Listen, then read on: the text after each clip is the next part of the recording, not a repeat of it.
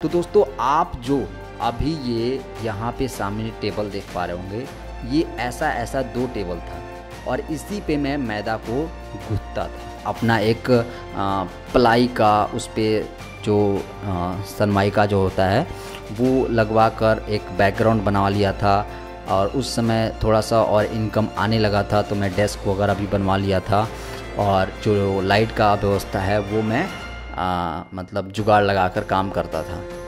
तो ये सब इस रूम से स्टार्ट हुआ था। मैं चाहता हूं ना कि एक गरीब आदमी गरीब ना रहे, उससे भी हक है यार कि वो भी एक थार पे बैठ सकता है, उसे भी हक है कि एक अच्छा खासा घर में रह सकता है। मतलब क्या वो गरीब पैदा हो गया तो क्या वो झोपड़ी में ही रहेगा?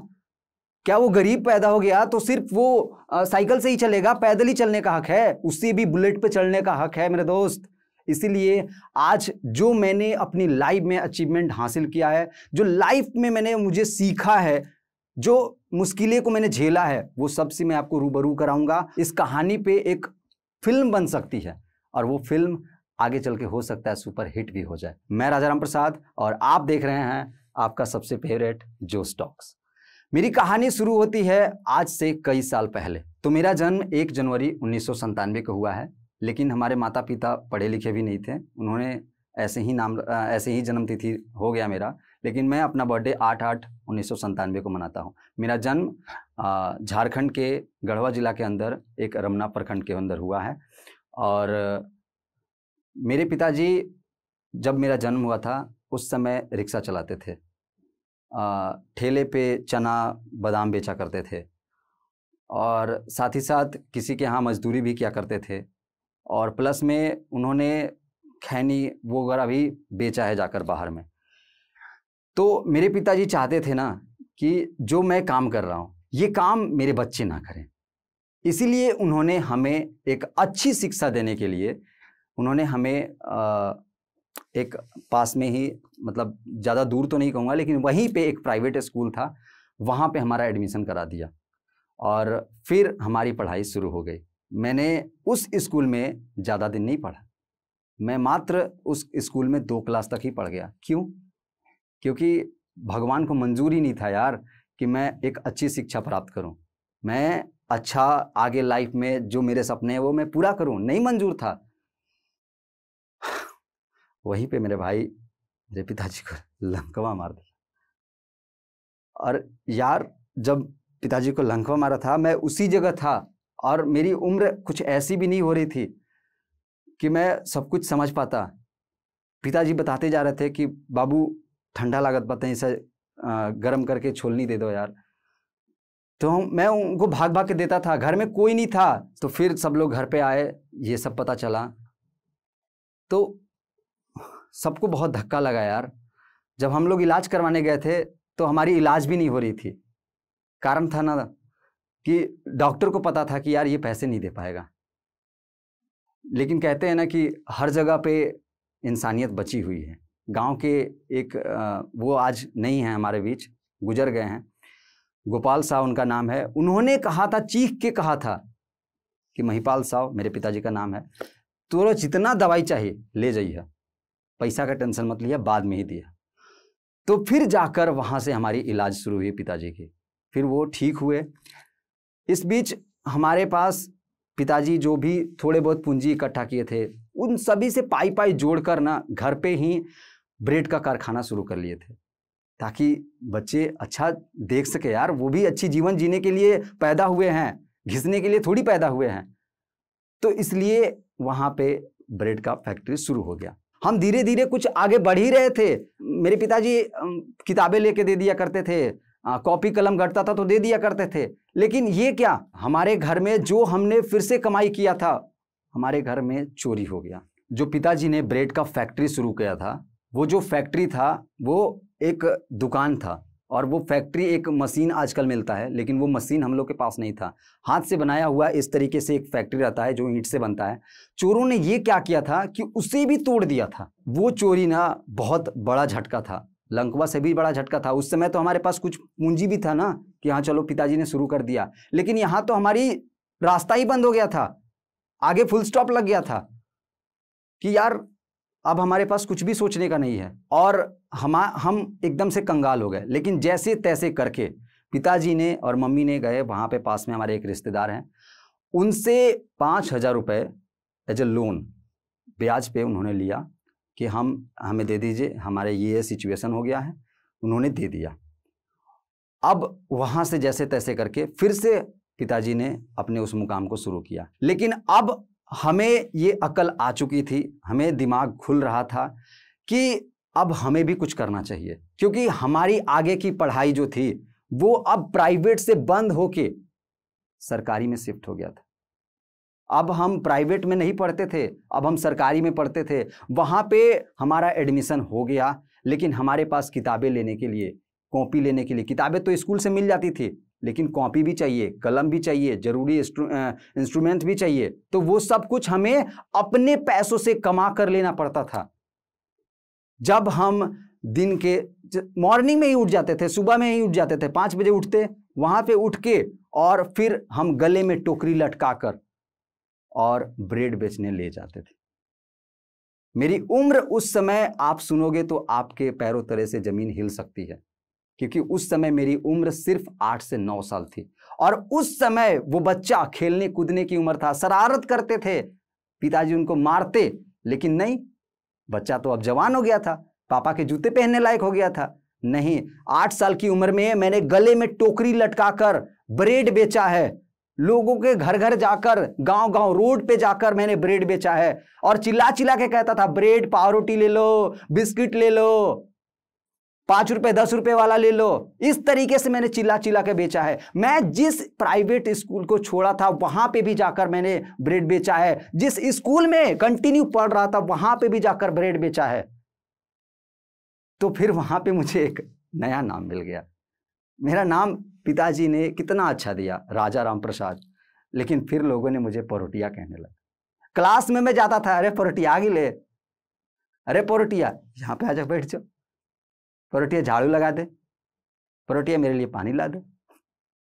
यार 8 साल की उम्र में मैंने इतनी तकलीफें झेली है, इतना दर्द होता था यहाँ पे कि यार ये सब सुनने को मिल रहा है। यार कितना अच्छा नाम दिया पिताजी ने, राजा राम प्रसाद। आप लोग ये शब्द नया सुन रहे होंगे यार, परोटिया। परोटिया का मतलब होता क्या है? आज हम लोग जो स्लाइस ब्रेड खाते हैं, जो डबल रोटी खाते हैं, उसे हमारे गांव इलाके में उसे परोटिया के नाम पावरोटी कहते हैं। तो वो पावरोटी बेचने वाला, ब्रेड बेचने वाला लड़का जब चिल्लाता था गांव में, पावरोटी ले लो, ब्रेड ले लो, तो वहां पे जो भी उनको नाम मिला परोटिया, तो वही परोटिया ही रख दिए। ये सब सिनेरियो ऐसा ही चल ही रहा था। लेकिन 2014 मेरे लिए एक श्राप साबित हो गया। जो पिताजी ने मेरे लिए इतना बड़ा सपना देखा था कि यार सब अच्छा ही चल रहा था, सपना देखा था कि रिक्शा नहीं चलाएगा, अच्छी जिंदगी जिएगा, लेकिन 2014 सितंबर महीना मुझे आज भी ये याद है और हमेशा जीवन भर याद ही रहेगा।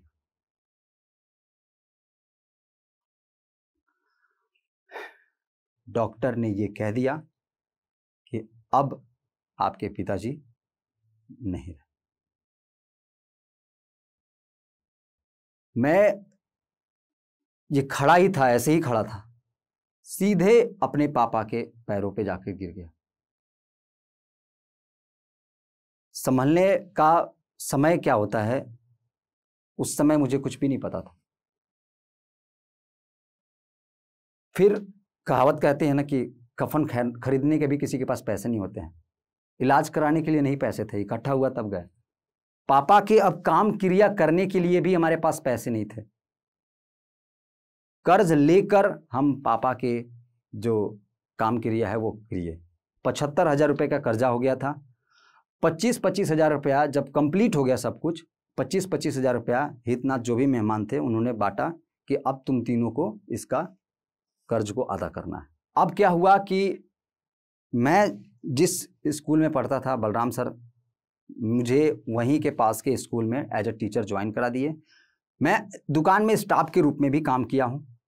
अब क्या है कि मैं टीचिंग करा ही रहा था, उसी बीच मुझे एक कॉल आ गया, मेरे जूनियर फ्रेंड का कॉल आया कि भाई आ जाओ, यहाँ पे तुम्हें 15,000 का जॉब मिलेगा। मैं तो वाह, बड़ा खुश हो गया यार कि चलो भाई अब मुझे 15,000 रुपये कमाने को मिलेगा। जो बच्चा 2,000 रुपये ट्यूशन स्कूल में पढ़ाकर कमाता था, 2,000 रुपये प्लस में दुकान में शॉप में काम करके 4,000 रुपये कमाता था महीना का, अब मुझे 15,000 मिल रहे थे। तो भाई जैसे तैसे करके मैं वहाँ चला गया, इंटरव्यू दिया। सारा प्रोसेस ऐसा था भाई कि आप एकदम अच्छा जॉब प्राप्त कर रहे हो, 15,000 का जॉब पा रहे हो। सिनारियो कुछ ऐसा बनाया गया था कि मुझे ट्रस्ट हो गया था कि हाँ अब मुझे 15,000 का जॉब। लेकिन वहाँ पे कंडीशन लग गया कि इसके लिए आपको 15,000 रुपये देने पड़ेंगे। तो मेरे पिताजी जो देहांत हुए, उनके नाम पर एक LIC था, मुझे उनसे पैसे मिले 75,000 रुपये। तो वो पैसे से ही मैं वहाँ पे ज्वाइन हो गया और बाद में मुझे पता चला कि वो नेटवर्किंग है। लेकिन अब मेरी काया पलट होने वाली है। कहते हैं ना कि जो होता है अच्छे के लिए ही होता है। वहाँ पे भाई मोटिवेशन ना इतना भर भर के मिलता है नेटवर्किंग में कि आप अगर कभी ऐसा किए होंगे तो आपको आइडिया होगा। तो वहाँ पे मुझे एक सेमिनार में पता चला कि यूट्यूब पे, इस शब्द को मैं अब जोर से कहूंगा, स्माइल लेके कहूंगा, क्योंकि ये मेरे लाइफ का सबसे चेंजिंग वर्ड है। इसी ने मुझे लाइफ को एक पावरोटी बेचने वाला पावरोटिया से मुझे एक यूट्यूबर बनाया, मुझे अच्छी जिंदगी दी, मुझे इज्जत दिया। आज जो आप सभी पढ़ रहे हो, देख रहे हो, वीडियोस देखते होंगे कि आपको 1,000 सब्सक्राइबर चाहिए और 4,000 घंटे का वॉच टाइम चाहिए। उस समय कुछ भी नहीं था। आप आज वीडियो डालो, कल से आपकी अर्निंग शुरू। जैसे ही व्यूज आते आपकी अर्निंग शुरू। तो मैंने एक पहला वीडियो 24 अक्टूबर 2016 को अपलोड कर दिया यूट्यूब पे और उस वीडियो पे 108 व्यूज आए थे, मात्र 108 व्यूज। ऐसा भी नहीं था कि एकदम से झटके से वायरल हो गया। फिर मैं कंटिन्यू जो था यूट्यूब पे काम करने लगा। ऐसा करते करते करते करते करते जब मेरा वीडियो यूट्यूब पे 40 से 50 हो गए, तब जाकर एक वीडियो पे इंगेजमेंट दिखा, एक वीडियो पे व्यूज नंबर बढ़ते जाए। जो मैं वीडियो अपलोड कर रहा था 10, 20, 50 ऐसे दिखते थे ना, जैसे आप यूट्यूब स्टूडियो ऐप खोलोगे तो आपको 30, 40 दिखेंगे, लेकिन एक वीडियो पे ना व्यूज बढ़ रही थी। तो जब मेरे चैनल पे इंगेजमेंट बढ़ा और उसी समय एक व्हाट्सएप का अपडेट आ गया 2 स्टेप वेरिफिकेशन का, उस पर मैंने वीडियो बनाया, व्हाट्सएप मोस्ट इंपॉर्टेंट सेटिंग, मैंने उस पर वीडियो बनाया और उस वीडियो पे एकदम रातों रात ऐसा व्यूज आया। सिर्फ 57,000 आए थे अभी के मौसम से, लेकिन उस समय वो 57,000 नंबर मेरे लिए बहुत इंपॉर्टेंट था। इतना कि मुझे इतना खुशी लाया, इतना खुशी लाया। मैं जिनके साथ मुझे हेल्प करते थे, सचिन सर, नीरज सर, उनको मैंने रात को 3 बजे जगाया कि सर देखिए ना मेरे सब्सक्राइबर बढ़ रहे हैं। मतलब जब भी मैं रिफ्रेश करता था 20 बढ़ गए, 30 बढ़ गए, 50 बढ़ गए, ऐसे बढ़ते थे रिफ्रेश करने पे। तो वीडियोज एकदम से जा रहा था, वायरल जा रहा था। और वहाँ से मैंने अपने ऑडियंस को समझा और उसके बाद मैं उसी टॉपिक्स पे, वही टॉपिक्स पे कंटिन्यू वीडियोज अपलोड करते गया। धीरे धीरे धीरे धीरे मेरी अर्निंग होते गई। अब देखिए मेरे लाइफ में, मैंने आपको कहा कि मेरे लाइफ पे अगर कहानी फिल्म बनेगी तो वो हिट होगी। यहाँ पे जो बच्चा अब अच्छी जिंदगी के सपने देख रहा था, क्योंकि उसके पास डॉलर दिख रहे थे, और मैं 4 महीने के अंदर इतना पैसा कमा लिया था कि मेरे को वहाँ पे 1.5 लाख रुपए शो कर रहे थे। अब 1 तारीख को जून में मेरे बैंक के अंदर पैसे जमा हो गए। साहब इतना खुशी ना, इतना खुशी मैंने किसी को नहीं बताया। हाँ ये तो बताया था कि मैं यूट्यूब पे काम कर रहा हूँ, पैसे आने लगेंगे, लेकिन मैंने नहीं बताया कि पैसे आ गए हैं। मैं ATM कार्ड लिया और चला गया ATM के अंदर। पैसे मैंने 6,000 रुपये निकाल लिए। लेकिन अब देखो वहाँ पे क्या घटना हुआ। वहाँ पे मेरे से ATM एक्सचेंज हो गया। 2 बंदे आए पीछे से, मैं मिनी स्टेटमेंट देखने लगा। मुझे यकीन ही नहीं हो रहा था। कैसे यकीन हो जाएगा भाई, जो बंदा 2 साल में सिर्फ 30,000 रुपये अपने बैंक में जमा किया, 2 सालों में, उसे 4 महीने में यूट्यूब कैसे दे सकता है यार 1.5 लाख रुपए? कैसे? कोई भी यकीन नहीं करेगा। तो उस चीज को कंफर्मेशन के लिए मैंने वापस ATM लगाया था, स्टेटमेंट देखा, मिनी स्टेटमेंट ATM में, तो देखा कि यहाँ पे मेरे 1,82,000 से घट के 1,76,000 हो गया। बड़ा खुशी हो यार। और मैं उस खुशी को लेकर घर आ ही रहा था, बीच में मैंने कोल्ड ड्रिंक ले लिया, रसगुल्ले ले लिए, घर पे आया, सबको सरप्राइज दिया कि देख लो मुझे 1.5 लाख रुपए यूट्यूब से पैसे आ गए। हम लोग सब लोग खुशी खुशी से पार्टी किए, मस्ती हुआ, और फिर मैं वीडियो बनाने के लिए लग गया। लेकिन अब देखो, मैंने आपको बताया ना कि एटीएम से मेरा एटीएम कार्ड एक्सचेंज हो गया। मैं वीडियो बना ही रहा था कि मुझे वहीं पे एक एसएमएस आया कि आपके अकाउंट से 40,000 रुपए निकल गए। हाथ पैर एकदम थर थर कांपने लगे कि ये क्या हो रहा है। आनन फानन में मैं गया बैंक में, स्टेटमेंट देखा तो वहां पे देखा कि सिर्फ 40,000 नहीं निकले हैं, 40,000 करके 4 बार निकले हैं, और एक बार 16,000 निकला है। 1,76,000 रुपए सफाचट। ये सब कुछ देखते हुए शाम तक मेरी हालत ऐसी हो गई थी, पूरा एकदम बेहोशी टाइप का हालत था। मेरे मझले भैया, बड़के भैया और मेरी मम्मी सब ने मुझे टांग टूंग कर घर पे 1 किलोमीटर दूर था लेकर आ गए। सब ने मुझे समझाया कि तू ही किया था, तेरा ही कमाया हुआ है, तू फिर से कर लेगा। लेकिन अब क्या था कि मैं समझ ही गया था। अब देखो, मेरी नज़र में दिख रहा था, अगली पेमेंट दिख रही थी यूट्यूब की। उस समय मैं 40,000 रुपये कमाने लायक हो गया था, तो मेरा अगला पेमेंट 40,000 रुपये आता। मैंने बताया कि 40,000 रुपये देखो नेक्स्ट मंथ मेरा आएगा। वहाँ से मुझे मोटिवेशन आगे का मिलते गया, काम करते गया। फिर जो 40,000 रुपये मैं कमाने वाला बना था, वो धीरे धीरे कुछ दिन उसमें ग्रोथ दिखा। 40 से मेरा 1 लाख हो गया, एक बार 1,27,000 पेमेंट आ गया। तो अब मेरी जो पेमेंट है वो कंटिन्यू बढ़ते जा रही थी। तो अब जो है कि जिस बंदे के पास एक छत नहीं था, जिससे पिताजी का पैर फिसल कर देहांत हो गया, अब वो अपनी जिंदगी संवारने के लिए सोच रहा था। अब मेरे पास घर बनाने के लिए पैसे हो गए थे।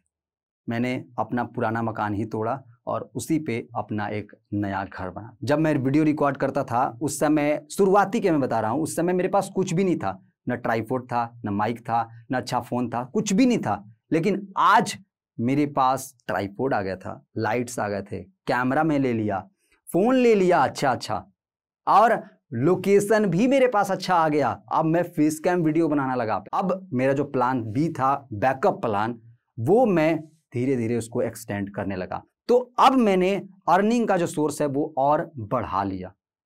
अब मैं स्पॉन्सर से कमा ही रहा था, यूट्यूब से भी आ रहा था। अब मैंने वेबसाइट बना लिया, वेबसाइट से मेरी अर्निंग आ गई। अब धीरे धीरे और मैं बढ़ा, तो अब मैंने एप्लीकेशन बना लिया। तो प्ले स्टोर पे भी एप्लीकेशन मैंने पब्लिश कर दिया। अब मेरा अर्निंग जो है वो अब बढ़कर, जहां से 40,000 हुआ था, 1 लाख हुआ था, अब मैं यूट्यूब से और ऑनलाइन सोर्सों से मिलाकर 5 से 6 लाख रुपए कमाता।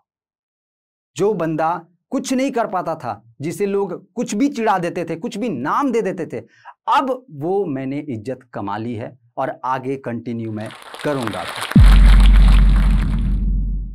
क्योंकि आप जोश टॉक्स देख रहे हैं तो जाहिर सी बात है कि आप अपनी जिंदगी में कुछ बड़ा करना चाहते हैं और वो सारे स्किल्स सीखना चाहते हैं जिनसे आप अपने सपने पूरे कर सकें। और आपके इन्हीं सपनों को पूरा करने में मदद करता है जोश टॉक्स का इंग्लिश स्पीकिंग ऐप, जिसमें हम आपकी मदद करते हैं उन सारे स्किल्स को सीखने में जिनसे आप बाकियों से आगे बढ़ सकते हैं। चाहे इंग्लिश बोलने में कॉन्फिडेंस और फ्लुएंसी की कमी हो या पर्सनालिटी डेवलप करने में परेशानी हो रही है, इस सब के लिए आपको वन स्टॉप सॉल्यूशन हम देना चाहते हैं और इसका नाम है जोश टॉक्स इंग्लिश स्पीकिंग ऐप। तो इंतजार किस बात का है? आज ही डाउनलोड कीजिए जोश टॉक्स इंग्लिश स्पीकिंग ऐप और अपनी सक्सेस की तरफ एक नया कदम बढ़ाइए। Click the link now.